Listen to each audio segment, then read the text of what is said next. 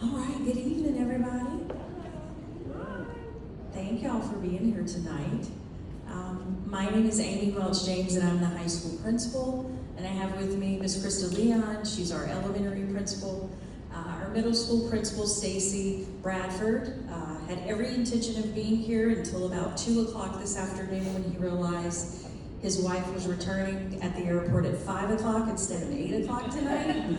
And so he thought he needed to be there to pick her up at 5. So he's sorry he couldn't be here, but don't worry, he owes us. So, he'll pay back, no worries.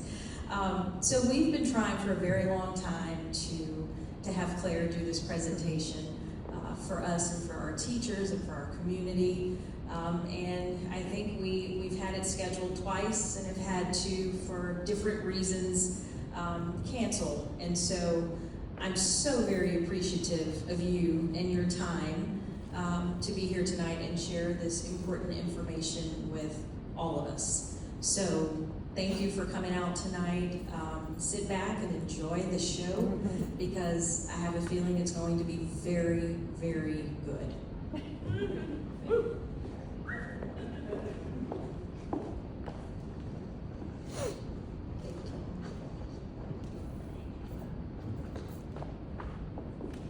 Hey guys.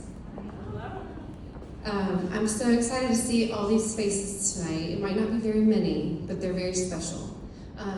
I'm Mary Bio, and I want to welcome you on behalf of the School Culture Committee.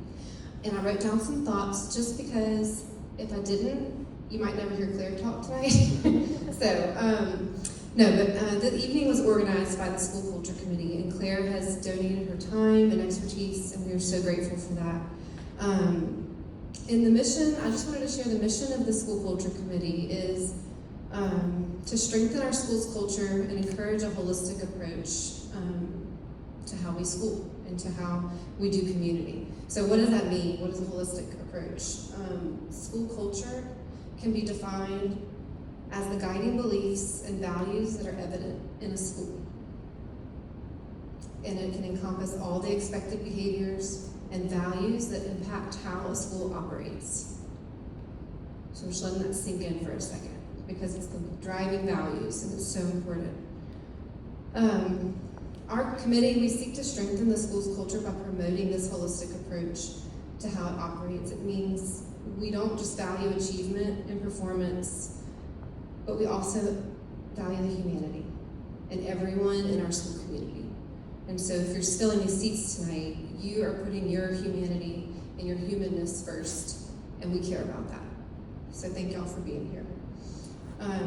We seek to increase the value that's placed on children, not just as students or performers, but as people.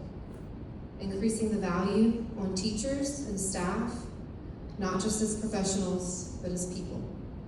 Increase the value on parents, not just as passive participants or donors, but people. Y'all are people, everyone in the room. We seek to do this through connectivity and working together with our school leaders to ensure that everyone feels seen, heard, supported, and uplifted. So tonight, our committee and our school leaders are living into this mission by providing this symposium. So thank y'all for attending. It's an opportunity to put your humanity first and your achievements and performance second. So there's nobody better to lead the symposium than Claire, who is a U-High parent and lots of other things, co-founder of the School Culture Committee, and she's extremely passionate and compassionate about the entire community. So thank you, Claire. Come on up here for leading us in this night about self-care and stress management. So let's do it. Yeah. Left is right, up is down.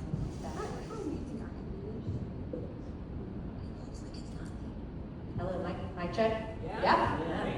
Ow, now, brown cow. Guys, this is a really huge first step. Well, arguably a first step, but first collective step for the lab school and kind of the efforts that she was talking about with the School Culture Committee. And I remember we first had a coffee, Mary and I, meeting for the first time, and the thought was that you know, we're not a parochial school, there's not a religious foundation here, but we're a lab school. Like the thing, it's like to take the human, you know, the student, the person, the nervous system, which you'll hear lots about today, and that becomes what's honored. So no matter if you fit into this mainstream, the way you're educated, or you have different needs or whatnot, I mean, that is what a lab school is it honors that across the board. And that just was like, let's push it, let's get there, let's support it in any way we can. And I've had lots of different conversations with teachers and you know, people who I love here, and you know, what kind of just kept coming up was, we have to take care of teachers. You know, we have to support the people who are in the trenches. I mean, it's like literally a long weekend, and I'm like, who's coming to get these kids? You know, and you guys are just there all day with them, and it's just incredible. And so to create a classroom that is that honors every student and supports every student, you yourself have to be taken care of, right? And so we can, you know, we can bitch and moan or do whatever, and unless we truly take care of the foundation of what this school is, you know, we've lost it. So, as Amy mentioned, I have tried to push professional development, and it's gotten punted for lots of reasons, and I do believe in the divine timing of everything, and she still is not letting me off the hook. So hopefully, if this is something that's really beneficial, we can kind of take it to the teachers and create this, I guess, this connection and the recognition that it all goes back to a safe and regulated nervous system. So you'll hear me say that a lot, and you'll know more. Let's talk first, before we dive into anything about self-awareness.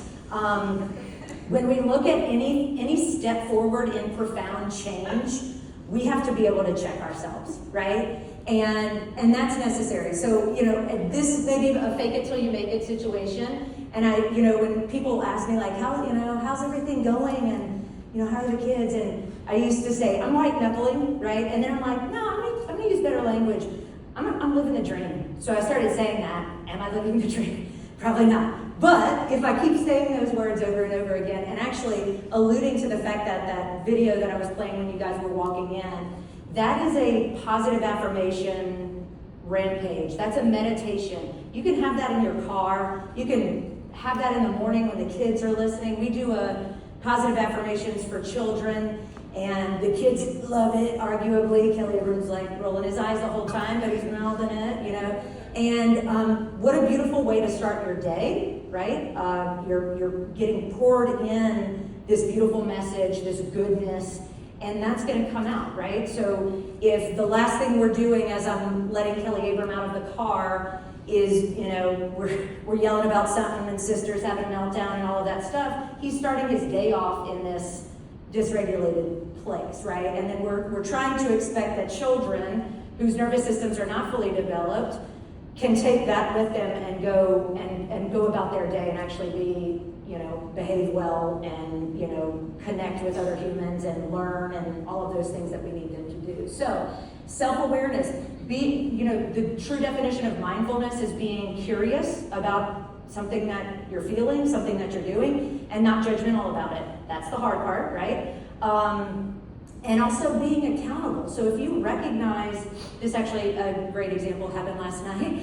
I'm a huge former athlete. I love watching sports. I love college sports. I went to LSU. I love to watch LSU football. At some point a few years ago, I was like, I cannot have my, you know, weekend made or broken by children playing football, right? So I just, you know, I was like, I'm not going to do it. If they're good, great. We're celebrated. If not, great. And then, you know, second grade flag football started, and now all of a sudden, you know, I'm high-vibing all week, and then Wednesday nights, Mama's like having a meltdown about, you know, playing time and, you know, who's getting the, you know, all that kind of stuff. So I'm holding myself accountable. If I am not in a good headspace, I won't go next week. But, so it's those sort of things that, like, to start recognizing and literally, like, checking yourself. I honestly, if you are not feeling good about an interaction or about something, trust that that is your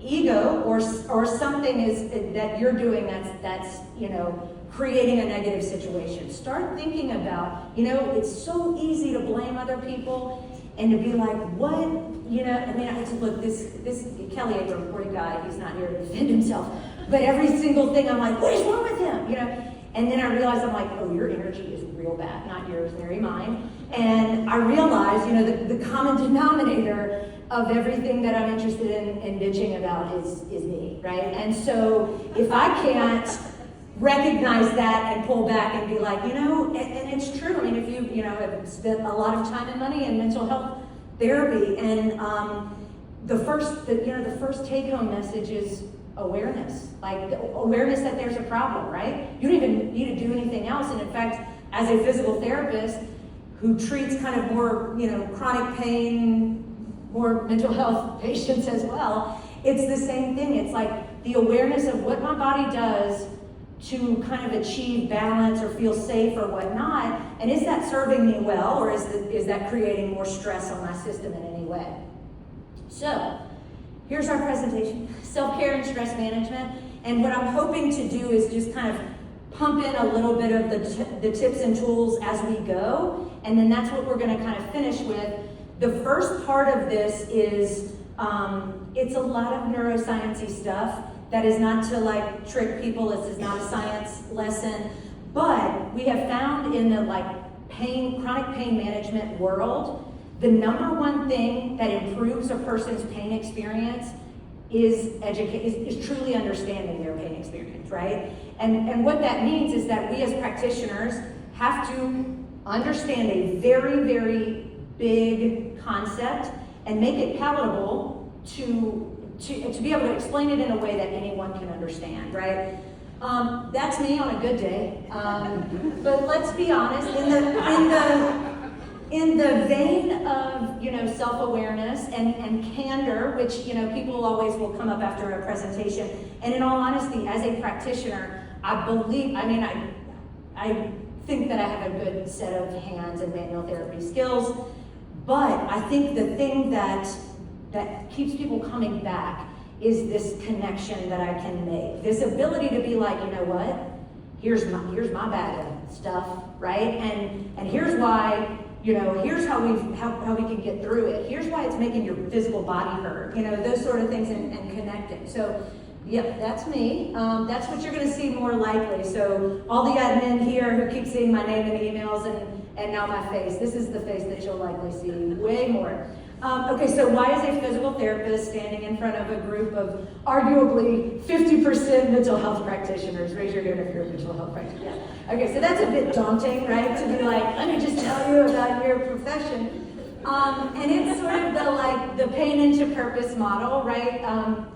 There was a moment when I realized, I went into physical therapy because I was an athlete, and I was like, I'm gonna work with athletes, and then everybody's working with athletes, that's it's a very saturated, and I knew right off the bat, I recognized that there was a gift in my manual therapy skills, and also an ability to teach in a way that others weren't able to do. And there is this group of individuals in our community, not just the lab community, but collectively, that are not having their needs met by the medical system, okay? These are the outlier patients. So I've made an entire career of treating patients. Everything in medicine is evidence-based, right? And what we don't realize is that evidence is about 65% of the population, give or take, right? So what about the others, right? What if you're the others? That kind of sucks, right? And we're trying to treat the others with that evidence, and it's not working, and we're making them feel crazy about it, right? So long story short, I have gravitated towards giving a voice to patients with chronic pain, and the way to do that was to fully immerse in the neuroscience of pain and to really understand it, and to understand it in a way that I could give it to patients who do not have my background in neuroscience, and they could understand it, right? And I can make them better. And you know what pain neuroscience education does? It truly lessens objective measures of pain. So your patient is like, I feel better. Quality of life improves, sleep improves, stress is reduced, all of these things. I'm not even putting my hands on a patient yet, I'm just talking to them. And so it's pretty remarkable. So why me? Also, I have generated an incredible ability to take my mental health history and turn it into a superpower. And why you? Well, obviously, we're all, well, I'll just say, I used this was supposed to be for my teacher professional development presentation. I don't want to assume anyone's financial status, but the point is, and what I love about this is that if you recognize this allusion to The Help, which is a book and a movie, and this is the most beautiful depiction of pouring positive into someone and letting them feel that and then take that with them, right? And I don't just mean for our children and our students, that's important, but if you can't do that for yourself first, then it does not matter, right? Like if you are taking care of everything about your students and your children at home, and you're not doing that for yourself, you will burn out. Your children are watching. As a teacher, I would imagine a better regulated classroom is an easier day, right? You're the foundation of that, right? So I love that, and I'm bringing back everything is always working out for me, because I had that running when y'all were coming in. It's so beautiful, and it's just such a perfect depiction of the law of attraction. This idea that we generate our own reality, right? We can manifest what we want. And in all honesty, there was a beautiful documentary a while back, and it was called Heal, and every single person that came in was talking about the ability that we have to truly heal no matter what. Cancer, one guy was a full broken back, anything with our thoughts, with our intentions, at the cellular level, what that does. And I wish Margaret Mylan was here, because I even kind of have an allusion to do y'all remember there was even studies about if you sing to your plants, they grow, right? I'll tell you what happens to your plants if you neglect them at home. I know I had a long-standing case study happening at our house.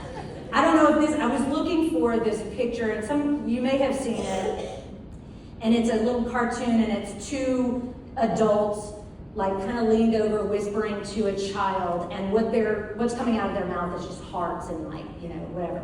And then in the next picture, it's the child is got the hearts coming out of his mouth, right? And it's just so beautiful, and I couldn't find it. So instead, do y'all remember that when this happened, it was a photographer just did a study, and he started realizing that if he took a picture of someone and then told them, "You're so beautiful," or "You are so lovely," or whatever, and then he took the after shot, which is just awesome. And I love that, and so that's how I kind of am tying this in. And then I decided to try it at home. So that's Oakley, and I gotta be straight though, this is not a real time. Oakley, I got home and had been through the trash, so what I was saying to him in the first one was, "What did you do with the trash?" And we get the really, really ashamed look.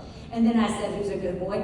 And then that's Peaches, and I literally tried to say everything to Peaches. I was like, "Peaches, you are so good inside." I pulled out Dr. Becky. I was like, "Peaches, you have given our family so much love." There's a string of pictures of Peaches like this. So anyway, well, Kelly Avery gets home, and he saw the pictures of our animals, and so he said, "What's that for?" And so I told him, and I was like, "I'm gonna try it with him."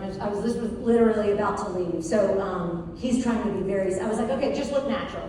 "This is your dad. That's your dad." Okay, good. And before I could even get to, I was gonna say, "You are so good inside," and that's one of the things that Mary and I say a lot. And I just said, "Buddy," and I mean, and so that was the progression of him being so good inside. So why now?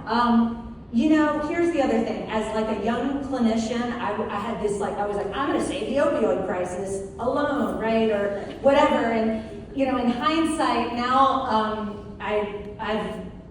I'm basically the drug for my patients now, so that's kind of odd. But the idea is that you know, especially right now, right? We're in a political, there's a lot in our collective that's creating a lot of division and a lot of, you know, and everybody has their own experiences that generates their beliefs about something and what they're drawn to, right?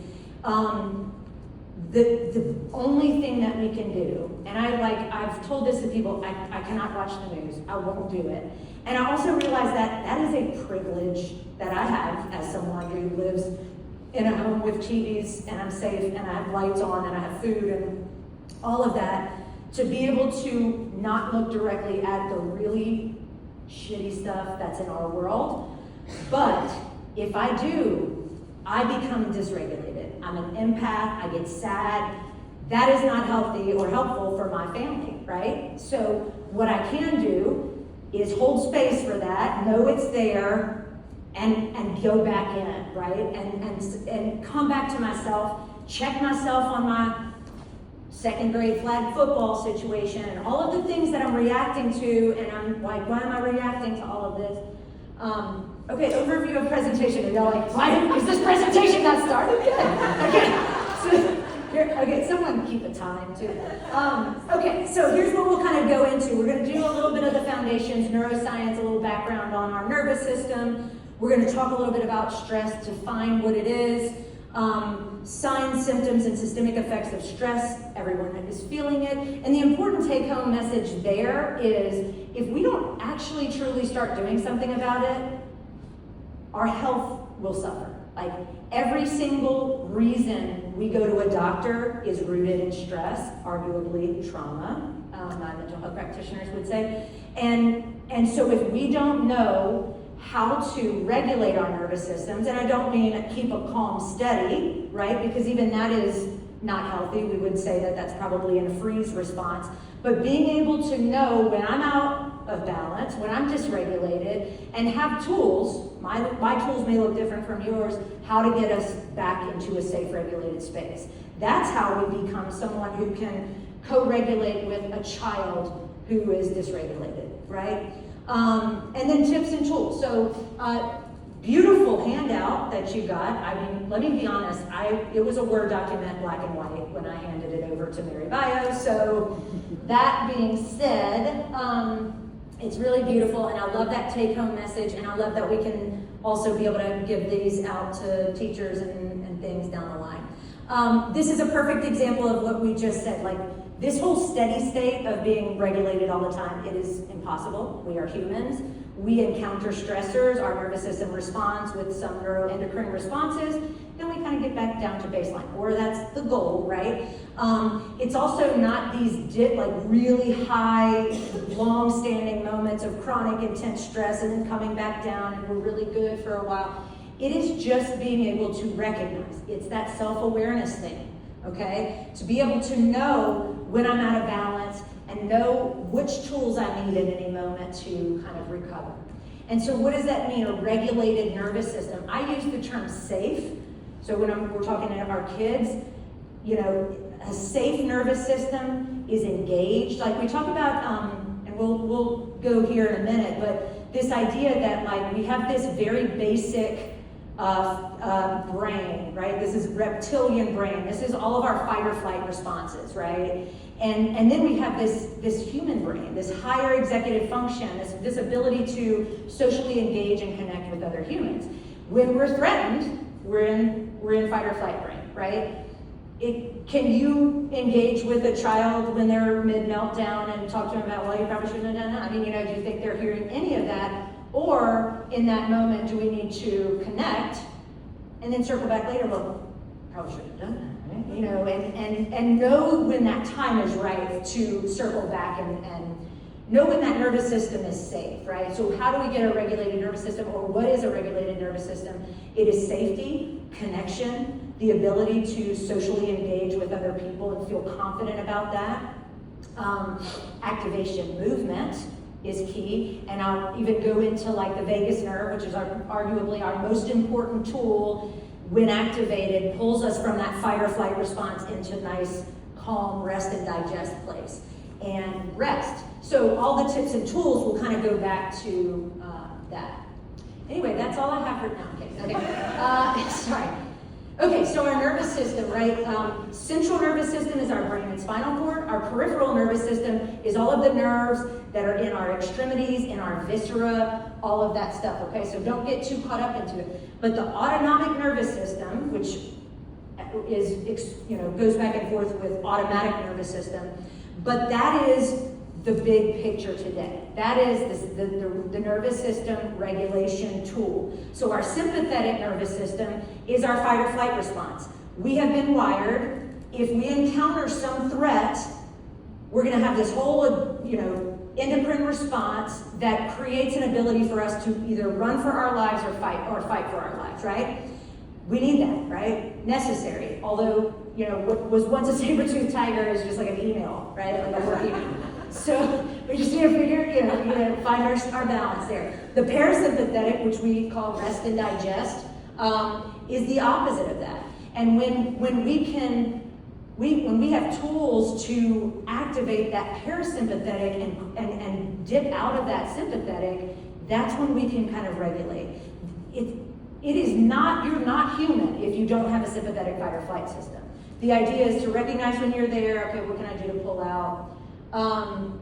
This picture is remarkable. That is the vagus nerve. It is the longest, biggest nerve in our body, and also the most important thing out there, okay? And the key to getting us into the parasympathetic rest and digest is to activate this guy, okay? So look at how big it is. Look at how many different places in your body and your system that you can activate it. Just FYI, y'all will leave here and all of your social media will be like, vagus nerve stimulators. Were you interested in vagus nerve? So anyway, just be prepared for that. So there's lots of different techniques. There's like, there's a spot in the ear where if you get a vibration going there, is supposed to help. I've been seeing these things kind of wearing around the neck that's a little vibration at the neck component. What's the one thing that, everybody says when like, oh, you're kind of freaking out, and what do we say, Mary? What's not helpful is you need to calm down, right? That is not helpful. That's not what Mary says. But everybody's like, take a deep breath, right? Take a deep breath. The problem is we are not using our diaphragm. All of humanity is not, yes ma'am, you need something. You're looking for someone. Is it your mom? No? Yeah, gotcha. You're welcome to come in. So we're all, neck breathing and using all of our accessory breathing muscles, which thank God, because that means I'll have a career forever, because all of the neck breathers are, also in pain, and that's it. But the first thing that everyone suggests, and the reason is the vagus nerve pierces through the diaphragm. Okay, so does the bottom part of the esophagus, so does the aorta, which is, the main vessel in our heart. All of these things that are relying on us to actually contract our diaphragm.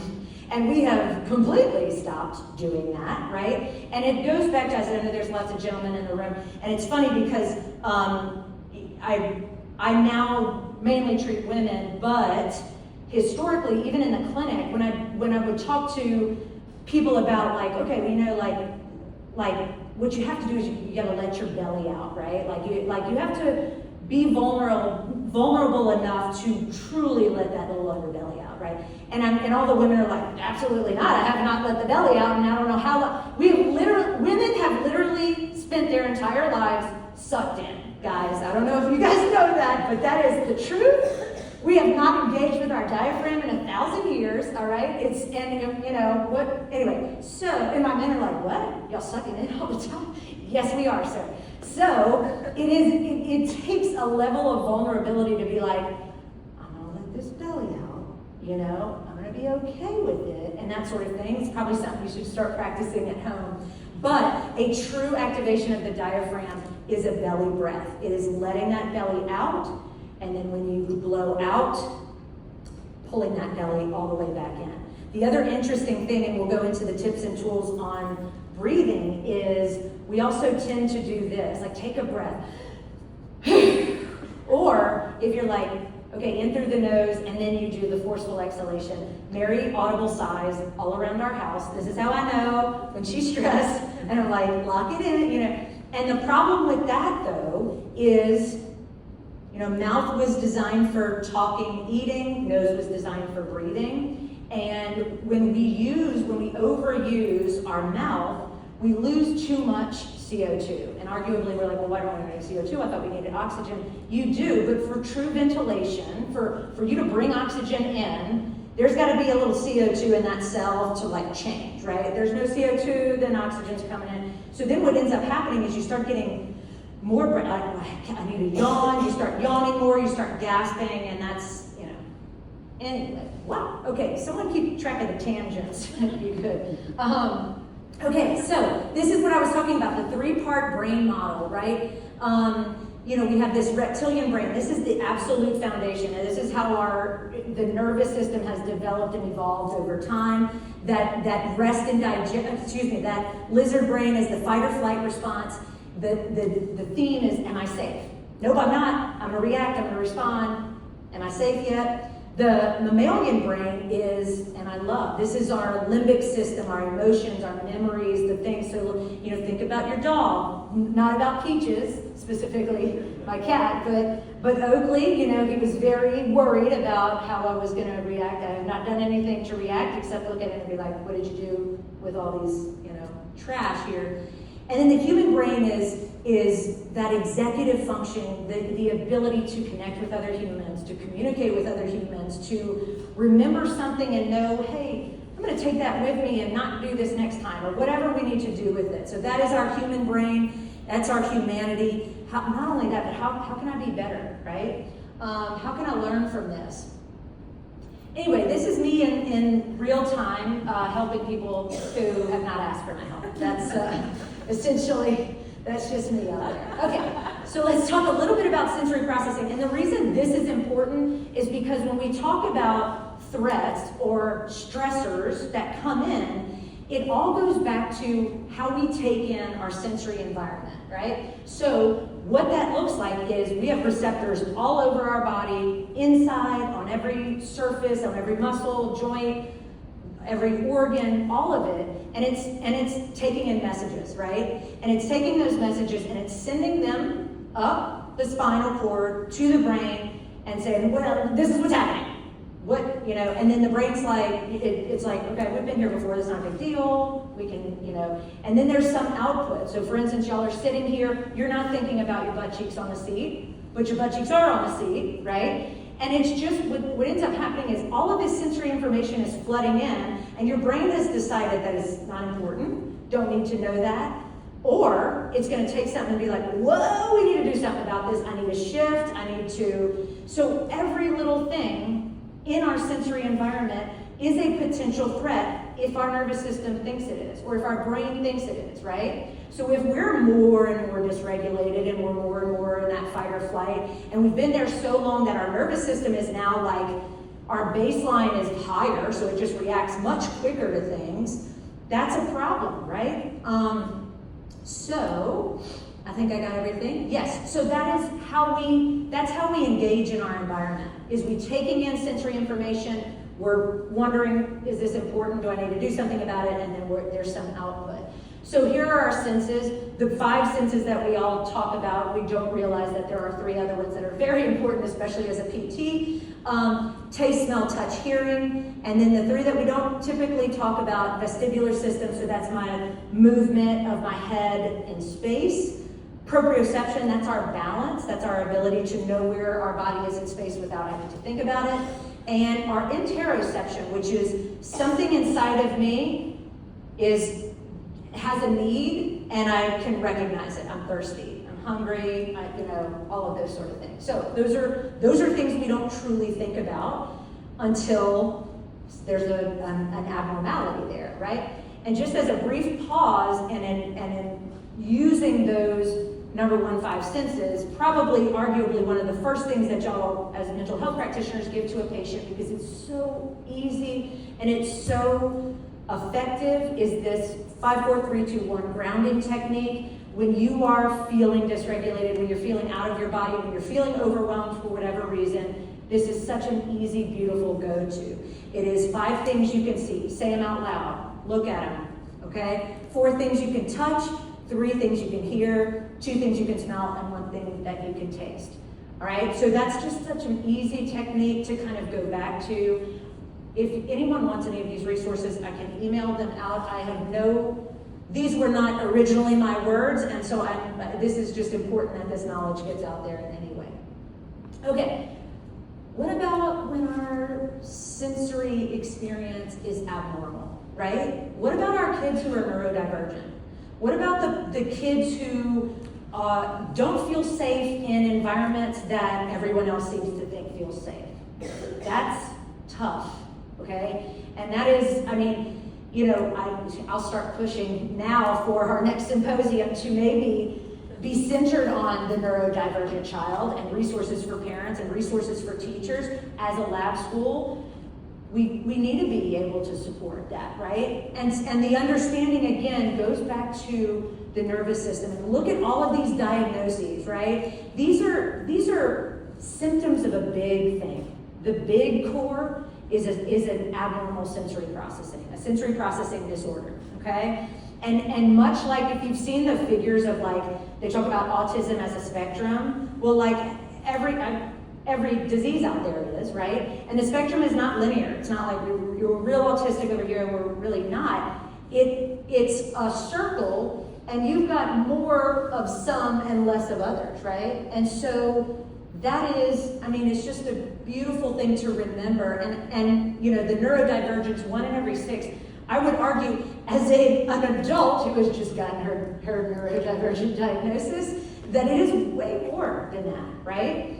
And we've got to think about that and honor that. And as parents, Marion, I mean, like, to recognize that I have a child who's not responding to all of these really good positive parenting things that I've spent so much time on. How do I change and adjust that? How do I recognize that in another human? How, if I'm interacting with someone and I'm like, this is weird, there's some disconnect, I don't know why I'm being misunderstood, that I can have a little grace there, you know, and try to be a little bit more understanding. This is me shopping at Trader Joe's.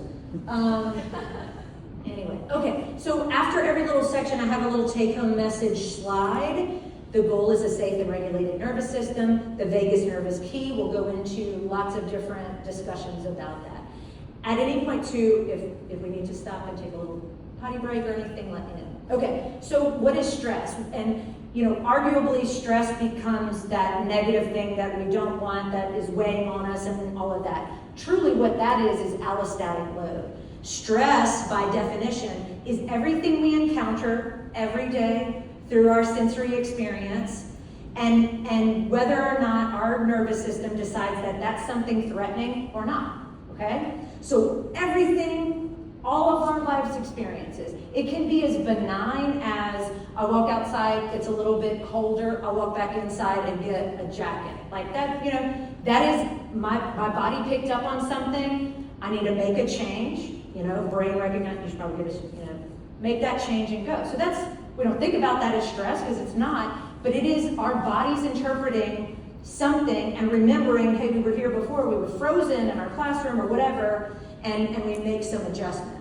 So stress is both a physiological, meaning your body, your somatic experience, and a psychological, mental and emotional response when we perceive something as threatening. It's not that there is a threat. It's not that there's a saber-toothed tiger every time.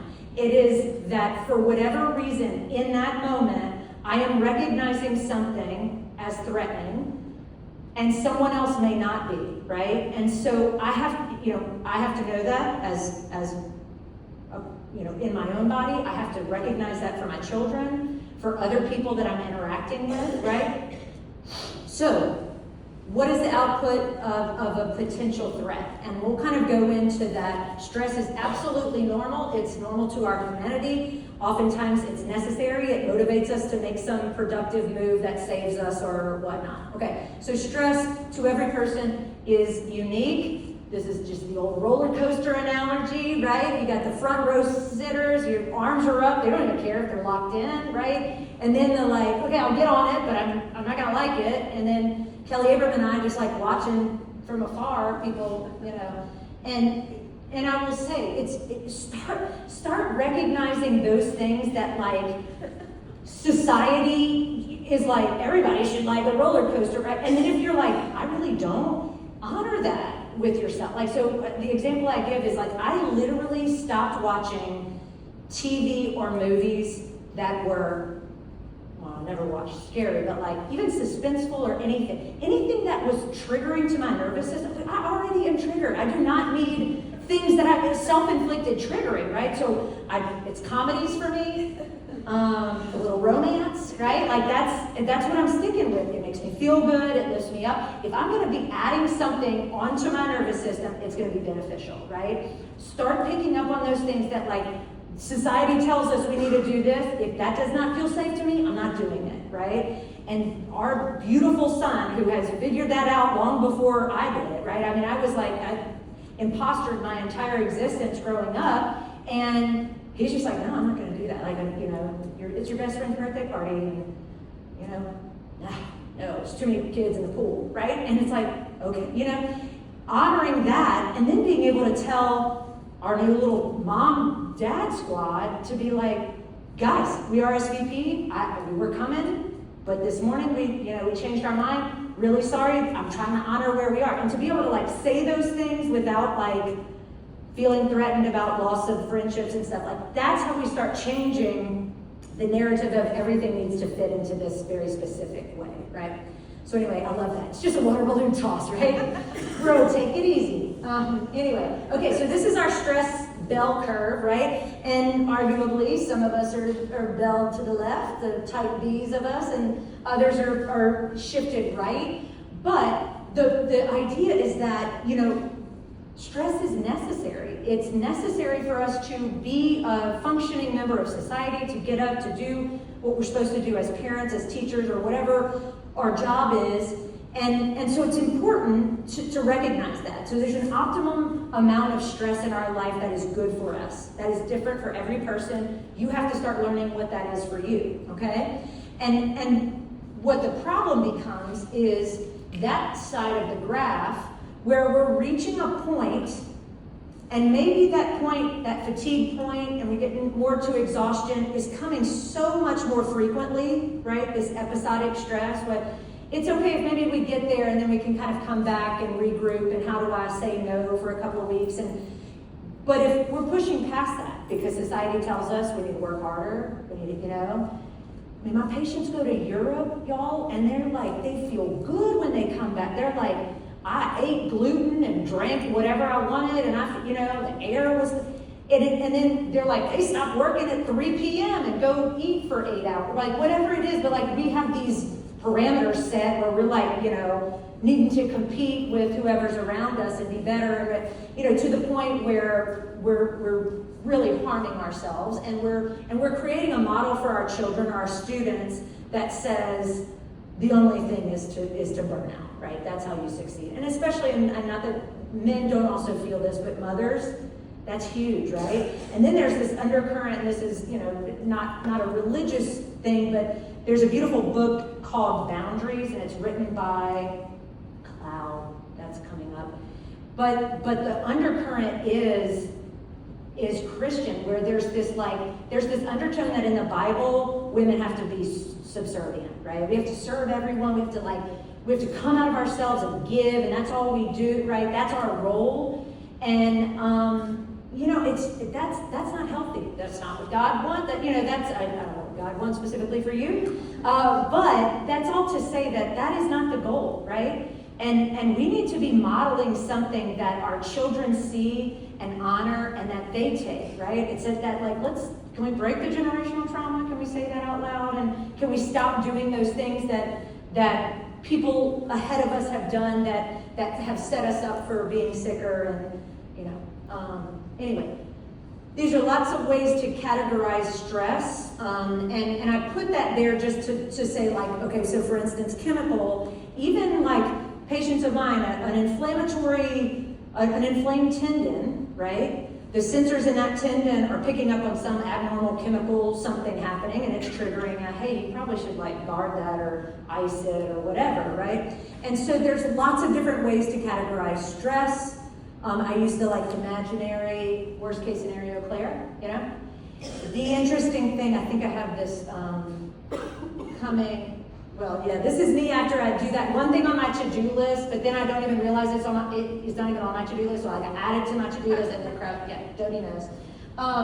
Anyway, there's a great quote from a book, and I'll reach it later, but it just talks about like as humans, again with that executive functioning, we are the only species that can generate a hormonal response to nothing being there but just with our thoughts, right? So we remember what happened to us, and we can create our own stress response just thinking about it, right? That's, it's like I'm still arguing with the person in the grocery store 2 days later, really got her on the ropes. I love that name. Okay, the neurobiology of stress. So what happens in our nervous system? When our nervous system takes in some sort of sensory experience and it registers in the brain as a threat, what happens, right? So something potentially like, well, we don't know what's happening here, maybe we need to do something about it. The somatic felt experience is how you feel in that moment. So I put this in here for you to start recognizing what is my felt experience. It's different for every person. And know what you're feeling, recognize and be aware of what it is, and have a technique that can kind of pull you out of that in that moment. That allows you to be like, let me think about this for a second. Is this real life? Or this is where I start kind of plugging in my mantra, my positive affirmation mantra. Everything's always working out for me. Everything is always working out for me. Everything is always working out for me. I am safe. I am healthy. I don't know what my particular like imaginary threat is, that I'm going to end up with some autoimmune disease that disables me and I can't care for my children. Right? And that is just like, that's a narrative. That is not anything based in reality. And the more I think about it, I'll start creating that, right? So in the moment when I'm going there, in the moment when I hear there's lice at school, right? I know, right? So that is a perfect example of our brain. Y'all are all going to start itching. There is no lice at this school that I'm aware of. Or like the stomach bug. Any kid will come home and like, Carter threw up in the bucket in the, and I'm like, and immediately I'm like, get the white grape juice, and I'm like, I feel sick, it's just like that you just start piecing it all together, right? So know what your felt experience is, know how to get out of it, be willing to say in that moment to your children, to your class, whatever it is, I'm feeling a little bit anxious, just give me a minute, I'm gonna take a breath, right? Like if we start saying that, and we normalize the fact that like, well, do you get stressed too? Do you need a minute sometimes too? Like that, how beautiful would that be if we start, changing that? And we'll do it with, sometimes we give language to our children and sometimes they really hate that, right? Sounds like you're frustrated, throws a chair. I am not, and I'm like, we're just asking you to brush your teeth, right? And there's a mantra that Dr. Becky says, and it says something about this feels hard. I believe you. You still have to brush your teeth. It's just your teeth, right? But it's honoring that, like, there is something that I'm not picking up on that is threatening to you, and I'm gonna honor that, while we move forward. So the amygdala, that's the guy that's like, everything's a threat, right? It comes in, the information comes in, it's like, threat! And it activates everything, it connects, and then it's like, wait, okay, that wasn't a threat, right? I am someone who has had this thick, luscious hair for her entire life. It is always on my arms. I'm also deathly afraid of spiders. When the hair is on, never has there been a time where there has been a spider on me, okay? But every single time there's a hair on me, it is a spider, and I will freak out. And it's like, that is, still to this day, like, it's just a hair. It's just a hair. Is anybody itching yet? Okay. So it activates all the centers in the brain. The hypothalamus is the thing that, when we start talking about kind of that stress response, that is, okay, that's a big slide. Do not even look at it. This is just to say, when that threat response goes from the amygdala and hits the hypothalamus, that's when our hormones get kicked on, right? So when you know of the fight or flight response, that's our adrenaline, right? That's when the old lady can lift the car up because her puppy's under there. I don't know why that's a specific example I'm giving.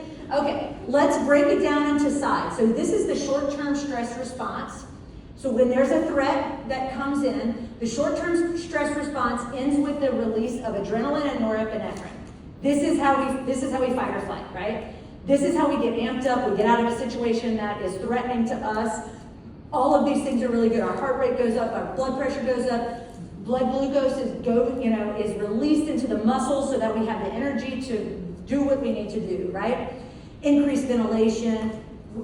At this point, if I'm fighting for my life, I don't need to worry about that muffin going down, right? Digestion is halted, reproduction is halted. None of those things matter right now if I need to get myself to a safe place, right? So that's our short-term stress response. On the other side, as that short-term stress response is happening, on this side, you get this slower trickle, right? And that is ending in the release of cortisol. You know about cortisol, right? When they're like, my belly, yeah, or that's why I can't sleep, or whatever, all of those things that we know about cortisol. But that's the slow drip, right? So this fast thing is happening and I'm getting out of a situation, right? And then that should dip right back down. This is a slower response, okay? So cortisol definitely gets a bad rap, but in all honesty, it's our awake hormone. So it works in opposition of melatonin. Melatonin, when the sun goes down, we start generating melatonin to be able to go to sleep. When the sun comes up, cortisol's here. The problem is, what if our stress system, our stress activation system is never off, right? It's just like slowly dumping cortisol. Well, what happens is all of the things that we're ailing with, we're not sleeping, we have indigestion, or things are not moving well. All of those things are going back to this stress response that's constant. This was put in place for things like famine and war and droughts and all of that stuff, and we're utilizing it on the regular. So what happens with cortisol? We get increased blood pressure and blood volume, increased blood glucose, decreased immune system function, increased inflammation, decreased serotonin. So all of these things are like, you know what? They don't need to be like happy if we're trying to survive a war, but they need to be like fluffy and probably on guard and awake all the time to be. And so like that's where we're living, right? In this space of constant dripping of cortisol coming into the system. So those two things are happening. If we never can regulate back out of it and get ourselves back down to baseline, that is just pouring out there, right?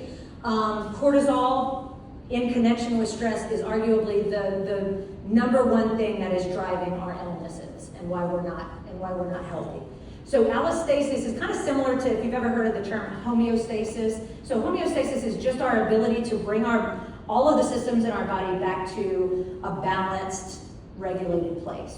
So allostasis is that same thing for our stress response. So it's regulation of our nervous system, right? And allostatic load is the cost of every time we're encountering some threat, and those threats are more and more frequent, because my nervous system has adapted, I'm now reacting to things that are probably not really threatening, but I'm experiencing them as a threat. So then that's that allostatic load that builds up, and we don't have the tools to kind of recognize that, get ourselves back down to a baseline experience. So that's just kind of a word, you don't even have to use it or walk away with it. And allostatic overload is when our body cannot meet, we can't cope, right? We get past the point of, this is burnout, right? Our nervous system is it's like the comparable to insulin resistance, right? This thing that we have in our body to say, hey, every time you see blood glucose, dump that out, and then there's so much blood glucose that the insulin's like, I'm trying, but I can't, and so the system just stops being effective.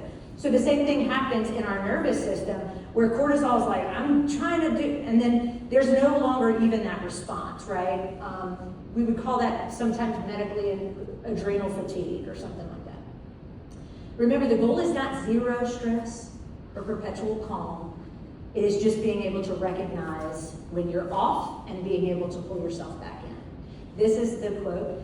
This book is called Why Zebras Don't Get Ulcers, genius title. For 99% of the beasts on this planet, stress is about 3 minutes of screaming in terror as you sprint for your life on the savannah, after which it is either over with or you're over with. Problems begin when we cognitively sophisticated humans are capable of secreting glucocorticoids, adrenaline, norepinephrine, cortisol, chronically for reasons of sustained sociological and psychological stress. The fact that there is no monster, there is no saber-toothed tiger, and just us generating that past stress can recreate the response. Crazy, crazy. So like zebras get attacked by a lion, they manage to break through. Within 15 minutes, blood sample, their stress hormone levels are gone. They're just like munching shoes, like, what's up? Y'all, what y'all doing? You know, like, it's just over. How is that even lucky, you know? Here I am trying to generate an email, right? I love this is one of my favorites. Anyway, if anybody was like 83 slides, you should know that at least half of them are memes. Okay, so various types of stress. Acute stress is exactly what we talked about, that short-term stress response. We get adrenaline and norepinephrine released, and we have that fight or flight response. When the threat is gone, we come back down to baseline, okay? Acute stress it's our motivator. It's how we interact and engage in our world.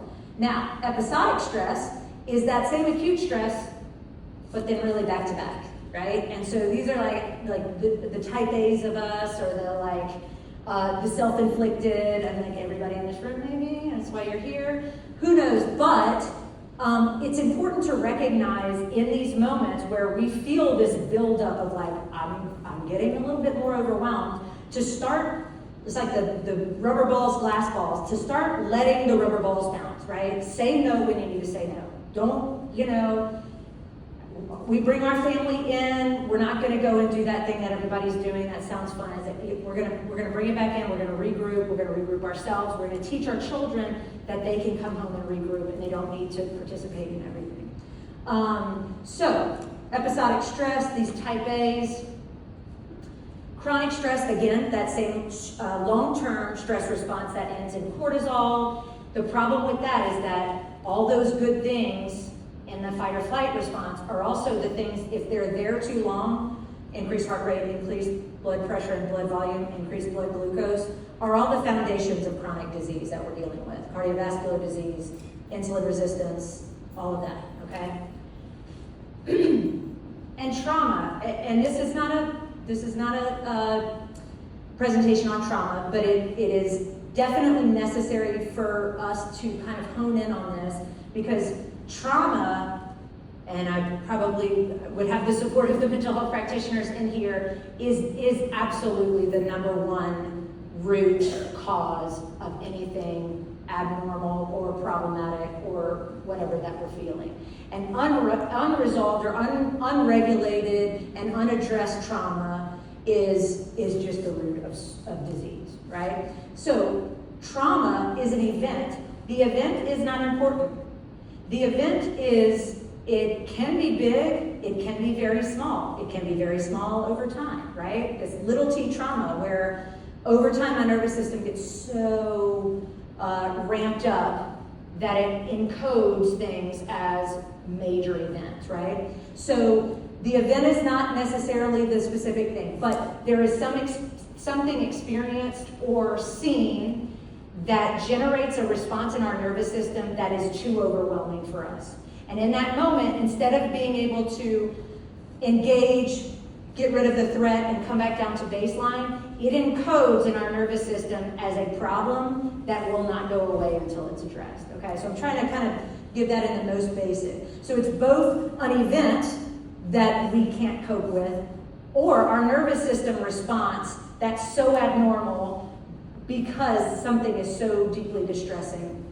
There's 4 things that are needed for our brains to encode something as a trauma. So the event is important, but it's not the only thing. So why do we have soldiers come back from experiencing war, and some of them are able to go back into their families and they're assimilated back into the world and the work and all of that and have very little problems.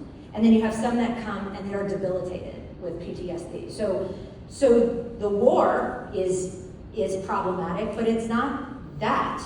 It is the fact that on top of some specific meaning to each individual and what's going on in my nervous system at that time, the landscape. So if I'm already like in this heightened state and then I experience something really distressing, I won't be able to bounce back.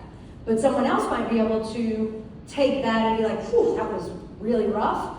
and we can move forward from it, right? So that's the key, and inescapability. So this idea that whether or not you truly could potentially escape out of that event, you don't feel like you can. So children, right? Children who are, raised by a human who is neglectful or emotionally unattached or whatever it is, that's a little T trauma. But that looks the same in someone's nervous system as being a Holocaust survivor or being someone coming back from war. Okay, so we have to recognize that a little bit, and that's a topic for another time. Trauma is not what happens to you, but rather what happens inside of you as a result of what happens to you. And even more, it is what we hold inside in the absence of an empathetic or empathic other. I had to leave this in here because as parents, as teachers, when someone comes to you, when a child comes to you and says, this happened to me, it did not feel good, we need to not gaslight. We need to not be like, it's not that big of a deal. Or we need to be like, oh, wow, okay, let me sit here with you. Like, you don't even need to solve it, but you can be someone who hears something and doesn't make a snap judgment about, because we have our own. This is like what empathy is. It's being able to put yourself in someone else's shoes and recognize that their experience is very real to them, even if you think it's ridiculous, So anyway, trauma. Okay. Take-home message, stress is normal and necessary. The problem becomes how repetitive it is, how much of it is, how much we're self-inflicting, when we cannot ever get back to baseline, okay? We're not dependent on anything except caffeine, perfection, and the approval of everyone in this room, so. Okay, signs and symptoms of stress. Are y'all good? Do you want to keep rolling? If you need to pop up and use the restroom, do that, but I want to make sure we kind of get through everything. What's that? Snacks? There are snacks, if one needs some. Okay, 90%, I would say 100, I don't know the statistics, I don't know where I got that 90%, it's been in my stress slides for 1,000 years, so, but I would say that what we have found, and interesting in the physical therapy world, and in medicine in general, we've at least connected that every single disease is rooted in inflammation, right? And what we have not gone deeper on is inflammation is there because of a dysregulated nervous system, okay? So that is just to tie in that everything you're feeling and every reason why we're going to the doctor and all of the chronic diseases that we have in this world that we're suffering with are rooted in our nervous system. So some neuromuscular, like myofascial pain syndromes, I'm tight everywhere, headaches, jaw clenching, chronic low back pain. There's this idea in our body that instead of individual muscles, we have two opposing muscle systems, and one is put in place to protect us, right? So our guarded, protected posturing is in fetal position. So every muscle that's on my front body that pulls me into fetal position is part of this very dominant active system. So every threat that comes into my nervous system, I engage that, right? We're all navigating our world in varying degrees of fetal position, okay? And the opposing is our postural system. It's what holds us upright. It's our endurance. It's at every joint. It's the fine-tuning muscle system, and it is off when the threat is there. So when we're needing protective, we don't need to have good upright posture. But what if the threat never leaves, right? We're always with poor posture, poor movement patterns, that sort of thing. So it ties into why I see patients and that huge undercurrent of the mental and emotional health in all of those patients that I'm seeing. So our respiratory system, so perfect example of the neck cables that we get, because instead of using our diaphragm, which is what we were designed to use to breathe, we're using all of our accessory breathing muscles. So our accessory breathing muscles are any muscle that attaches to your ribs, besides your diaphragm, and every single one of those muscles also has another function in our body, postural or a movement pattern. And so we're recruiting these muscles to do what the diaphragm is supposed to do. And when we do that, we get tension, we get chronic pain, we get all of these things, and we're also not activating our diaphragm, which we know is necessary for stimulating the vagus nerve. So what that sort of looks like, and I alluded to this, that over exhalation of our CO2 and then trying to gasp for oxygen, but then there's no ability to kind of oxygenate ourselves when we're just kind of rapidly getting rid of our air. So we get that oxygen hunger. So that sighing all the time, the frequent yawning, that's oxygen hunger. You're trying to get something in, but if your tissue and your cells are not prepared to have that good oxygen exchange, you're going to keep having to do that. So that's what chronic hyperventilation syndrome is. And the way we do that is we start regulating our breath, okay? GI and endocrine. So the other thing is that when we're in a cortisol or we're in a stress response, digestion takes a backseat, okay? So we're stopped up, or we're unloading too much, we get indigestion, so that's huge. Lots of gut inflammatory disorders, insulin resistance, all of those things. Cardiovascular disease, like I said, that increased blood volume, increased heart rate, increased blood pressure is just the foundation of what we end up with cardiovascular disease. Decreased reproductive hormones, there's this whole, and I understand that we are having babies and or trying to have babies at a much later age than we were designed. We were essentially designed the moment we started menstruating, which, hopefully children that age are not having babies. But the other thing, in addition to it, is we're all chronically stressed. And then we hear that our friend had trouble getting pregnant, and we know of all these other people who have trouble getting pregnant. And so then that's in the back of our mind, and we know I'm getting married or I want to get pregnant. And so that sort of stress, that constant narrative about stress, you will not be a suitable host for a child, for a baby, for a fetus, for development of human life when you are in a constant threat response, a constant stress response, okay? And our immune system, so we get more diseases, and it's way harder to get rid of diseases, way harder to overcome. Mental and emotional, this is all the things, we're reactive, we're irritable, we have sleep issues, we're exhausted all the time. We can't concentrate, we can't learn, because we're in reptilian brain, and reptiles don't learn in the classroom, right? We start getting dependent, loss of interest, anxiety and depression, all of these types of things. These are things we know. Sorry, I'm going quickly through them, but stress is the absolute reason why we're sick, tired, our body feels tight, our clothes feel tight, why we're in pain, why we're not pregnant, why we're not pooping. Okay? All right, finally we made it. Are y'all good? Keep going? Okay. Tips and tools. Remember, the goal is a regulated nervous system. The first key, or the first step in that, is our self-awareness and our role in stressful interactions and things like that. The other thing is, what is my internal monologue? What is my inner voice, right? And you've seen all of the things of like your voice, and what you say becomes your child's inner voice, right? I mean, that's big, right? Like, what do you want them to be hearing that you're saying, and what are you saying? The same goes for yourself. Like, so much of my years in therapy were like, let's talk to little girl Claire. Let's see what she's doing. I mean, that's hard. Yeah, I resisted, but that is the key, right? So what are you saying over and over in your head? What are you saying out loud that your children are hearing, okay? I love this, and again, ties right back into this law of attraction. And come up, if y'all do nothing else after today, generate your little mantra. Generate these words that feel so good to you that when you're in a moment, you just start saying them. And then you can even be like, this is ridiculous, and Claire's wanting to do it. Still say them. It doesn't matter, because your nervous system is listening. It's like, Miss Milam, Chip's hat. I just alluded to, do you know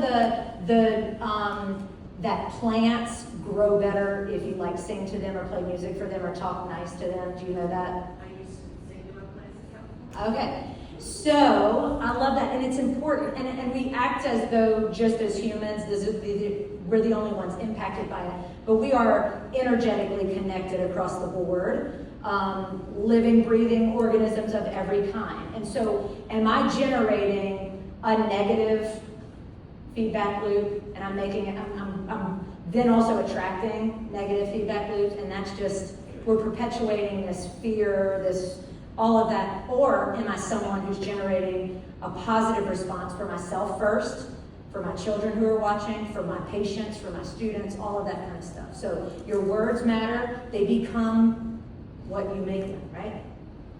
Be mindful, like I said, you know, it's be curious about why you're doing something, not judgmental about it, but it's truly just being present, right? And that's hard. Go back to the 5, 4, 3, 2, 1 grounding technique. Bring yourself back into your body, okay? And then, much like we do with our children when their meltdown is regulated, and we're like, probably not a good idea to tell them what they did wrong and why they're melting down, but to go and just co-regulate, to then circle back. Doing that same thing with yourself. To not start, if you should, you know, stop shoulding. I think I have that in that thing. Stop saying that, you know? Give yourself some grace. You're human. This is literally, we just went over, this is part of your design. It's absolutely necessary. It keeps you safe. It keeps you alive. And so honor it. Recognize also that it was given to you by the people who brought you into this world, and they're, you know, things that came from way above that were never addressed. You get to address them now, right? Be proactive. Do not wait for a crisis to get help. We have a primary care physician and we have a dentist, and we have created this narrative that that's all you need. You need a physical therapist who you call when you have an ache or pain. Please do not go to an orthopedic, or my orthopedic friends here, well, they're watching on video, maybe they are. And they are lovely. They are so good at what they do. He and Bobby Easton, they are the top surgeons if you need surgery. They are not the people to go to if you have aches and pains and need some, you know, recommendations on what to do. So start creating a team of practitioners that are yours, that you call, that you've established a connection with, that when there is a need, you work through something. And arguably, you need to have a mental health practitioner, not just for when a crisis comes up, but to start learning a little bit more about yourself and why you respond in certain ways, and that is how we evolve. Am I getting y'all some business? Y'all, they have business cards, I'm just kidding. Consider medication. I would say arguably that the two biggest, best changes in my life happened when I started medicine. My mother was someone who was just terrified of children with any sort of diagnosis and any sort of medicine. And she had a child who really needed both. And I got, you know, the generalized anxiety disorder was the first diagnosis, and I got on anxiety medicine, and it saved my life. So that was in PT school.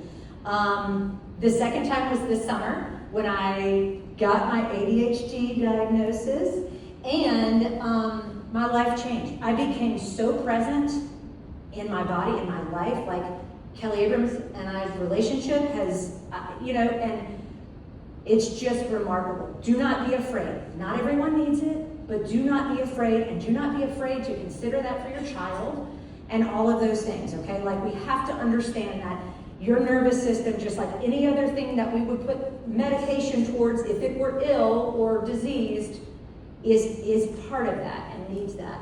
I've been saying, if you were the highly anxious but really straight A student, high achieving child, you're entitled to your own benefits, getting your ADHD diagnosis. Anyway, we should get a therapy dog. Enjoy that one for a second. Okay, prioritizing your time and energy. What is getting my time and energy, and is it serving me, or is it triggering me, and is it making it worse? And I'm like, you know, say no to the energy vampires in your life. Arguably, 2 of them are my children, so I cannot say no to them. Or if you're someone who is like caring for a parent, or there are lots of stressors that we cannot change right at that in our moment, but there are lots that we can. So the self-inflicted, the things that we're doing that are adding to our nervous system threat response and making it more and more reactive, stop. Give yourself some grace and just stop. You don't need to do that. You don't need to watch Homeland, which is I use that as an example. I got to a point where I was like, why am I doing that to myself? That's the last time I watched TV, was Homeland. I don't even know. Was that 2 years ago? Okay. Sleep, y'all.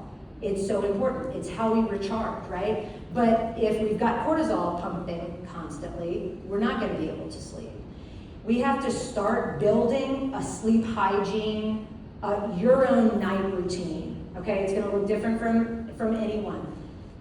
Total darkness, as dark as you can get it, blackout, colder the better.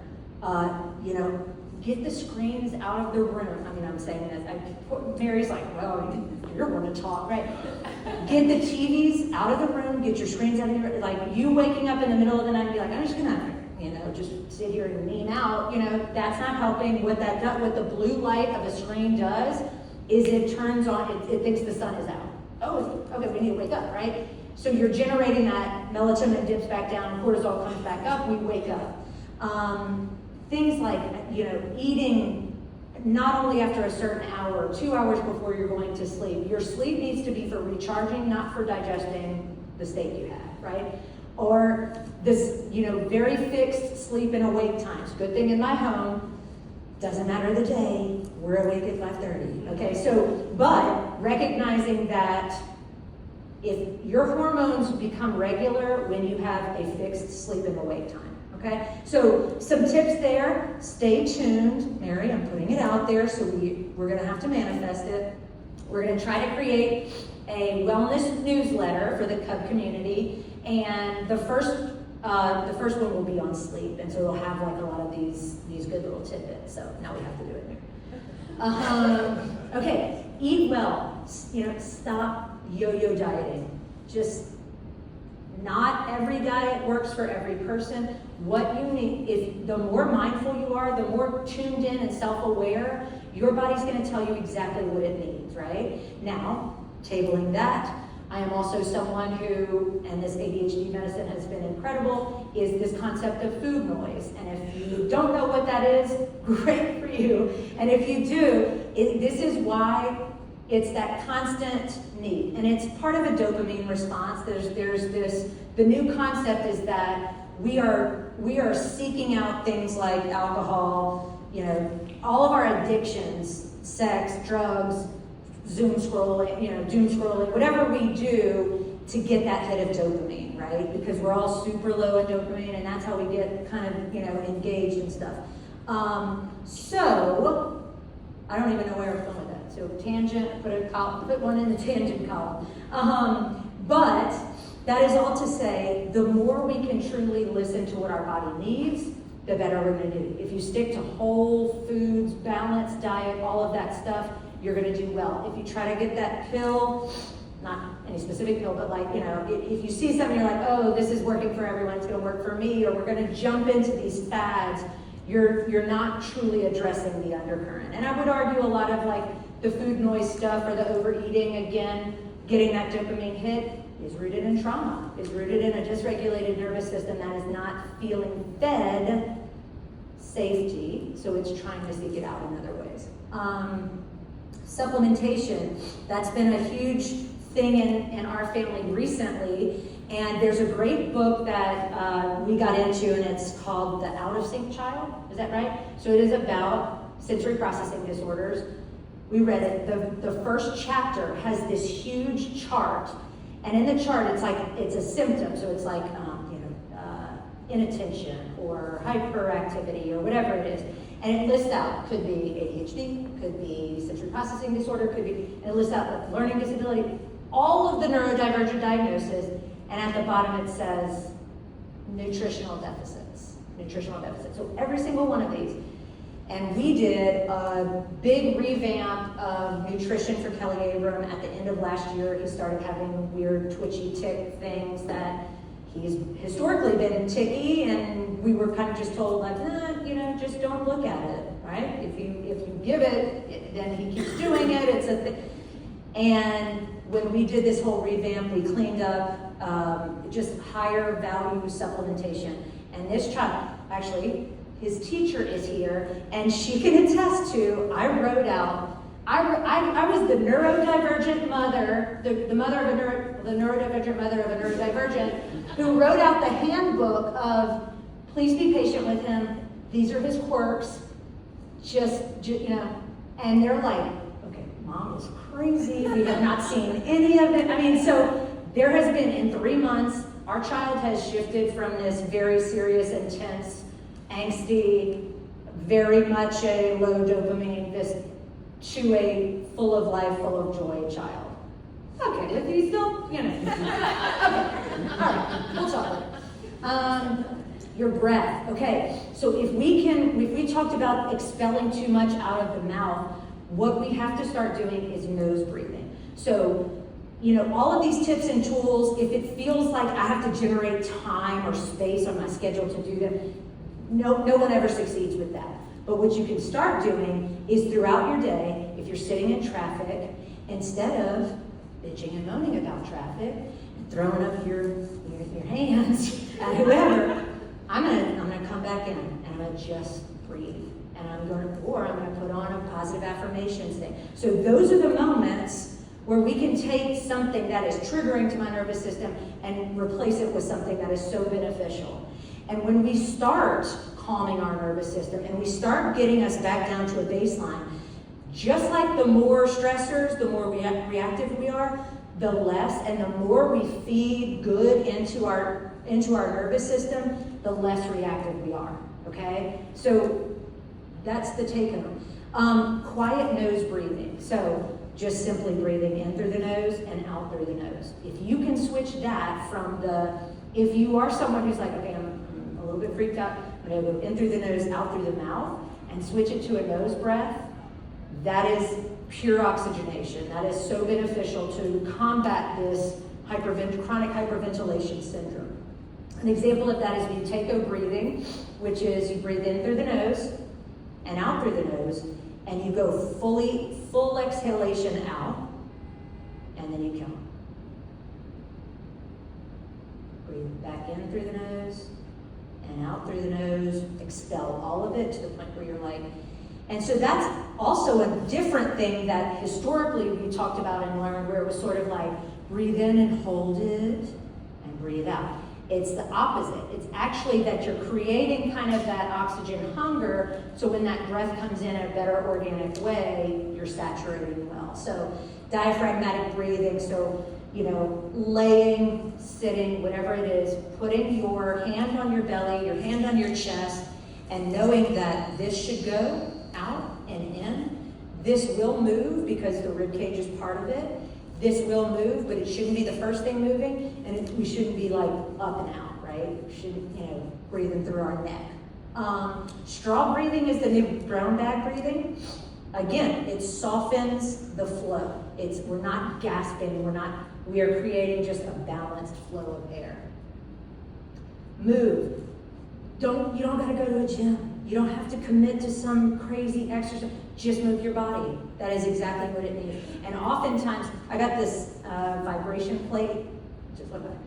I recommend to lots of patients, and it's so good. But like now, if I'm like feeling an anxious buzz, I'll go get on that thing, and I mean, just doing that. Like my tissue wants to move. When it's not moving, it's just sitting in whatever it's thinking about or overthinking about. So it doesn't need to be big. It just, that your body was designed to move. It was not designed to sit as much as we do. So just kind of get moving. But also be still and be quiet. Meditation sometimes gets like, people are like, I'm religious. Okay, I can't meditate, you know. Well, prayer is meditation, it's to burst your bubble. But just recognizing what it means, I mean, the mantra stuff, the positive affirmation, put on YouTube, guided meditation for whatever. That is, it. Like, you don't have to sit there in the position and be uncomfortable. Do what feels right to you, right? And start just kind of letting yourself check back in with your body. So Yoga Nidra is a body scanning technique. It's basically a guided meditation, and it goes through every body part. And it is just purely a way for you to kind of connect into your body, okay? Mary and I will fall asleep to Yoga Nidra. Of course, in the first part of the video, the sound is like, do not fall asleep to this. And I'm like, sorry. And then I'm sleeping, so I'm still getting the good stuff, right? You know? Anyway, loving kindness. That's just a beautiful way to like give love to yourself first. Give love to that person who I love so much. give love to that person who's driving you crazy. You know, that's just a type of meditation practice. Body work, sorry mirror. This is a whole byline on our what is it? Our money, our budget. This is Claire's byline. This is where I tend to gravitate to lots of my special needs and stuff. The other thing, and this is the first thing that I tell patients with pain that I'm working with, is you have no homework. They're like, what? You're the only PT that's not getting home exercise? I'm like, the only thing I want you to do is like figure out the thing that brings you so much joy, the thing that you love, you feel in your flow, you feel so good about your life when you're doing it, and do it, right? Like, it can't be it can't be something involving your children. It can't be something involving someone else. This is you. Joy and doing something that you absolutely love is like the number one thing to calm your nervous system. So we've lost that, right? Because we have so many roles that have nothing to do with us. Get back there, right? The other thing is like that, get into that right brain. Get creative. You know, color. Get in nature. Cook. Play music, all of those things. Do not look up adult coloring book. That was use more like mindful coloring book and stuff like that. So, do something you love every day. Take home message. There are so many tools. You don't need all of them.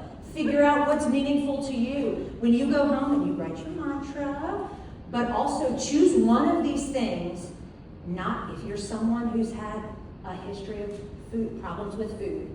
Don't choose the eat well option, right? Do something that's so achievable for you, and you create so much success for yourself, and your nervous system's gonna want more, right? That's when you've built this solid, safe, grounded place, that's when you can tackle the things that have been hard for you over time, right? Start small, set realistic goals. What is getting your time and energy? If it is not good for you, get rid of it, unless it is your child. The vagus nerve is key. You know, I wanted to share this too. This is a technique. So when we were talking about different ways to access and activate the vagus nerve. So like as a manual therapist who treats chronic pain, one technique is a visceral mobilization. So I'm going in that belly, okay? And I'm getting in there and I'm just kind of mobilizing. Number one, our organs are suspended in this connective tissue. If that connective tissue is rigid, those organs are not doing what they're supposed to do. They're supposed to be suspended in this nice spider webbing type of thing that's infiltrated with the vagus nerve and just supported and pumping and moving and all of that. If it's not, because we're not breathing right, we're not activating, you're gonna feel stuck. So that's a technique, the diaphragmatic breathing, so the activation of that diaphragm. The other thing, this is something that we learned in OT with both of our kids, and it's a technique, it's an MNRI technique, which is a reflex integration stuff. That's another symposium. Coming to a symposium near you. Okay, but and we can do this with our children, and we can do this with ourselves. And it's same with that like vibration plate or the rebounding or the resonance. We're trying to just build, it's also like if you do yoga and it's that, oh, like generating a vibration in your chest activates your vagus nerve. But this is a technique and it's just simply a,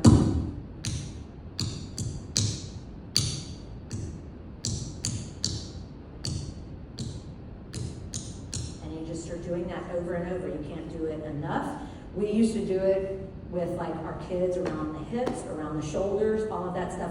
But that rhythmic stirs something up in that vagus nerve and it generates a very calming response. And we can get, that's something so easy to give to even your children to do that, right? So, very cool. Parting wisdom. No, that is not the parting wisdom that I was going for. Above all, leave people a little better than you found them. Everyone has heard everybody's fighting a battle you don't know about.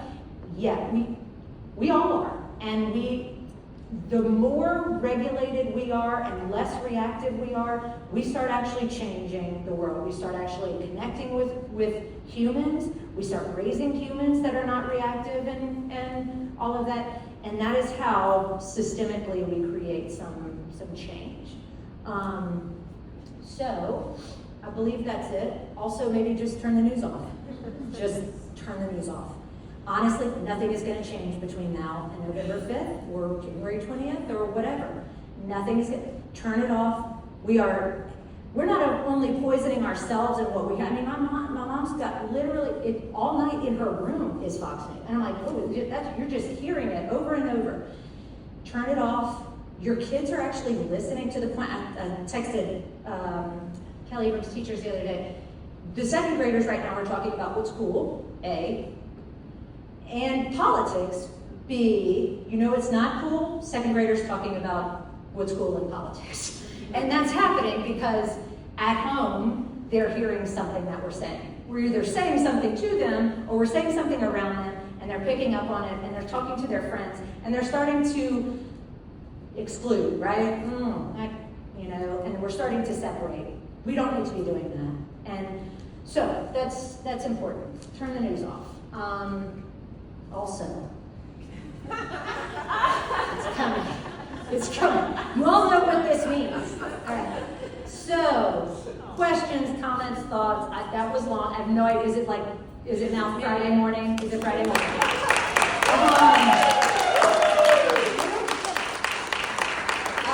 Is there any thoughts, questions? People are like, half of y'all are asleep. Yeah, Coach G is asleep now. Yes? Can you send us that, or can we get? Oh, yeah.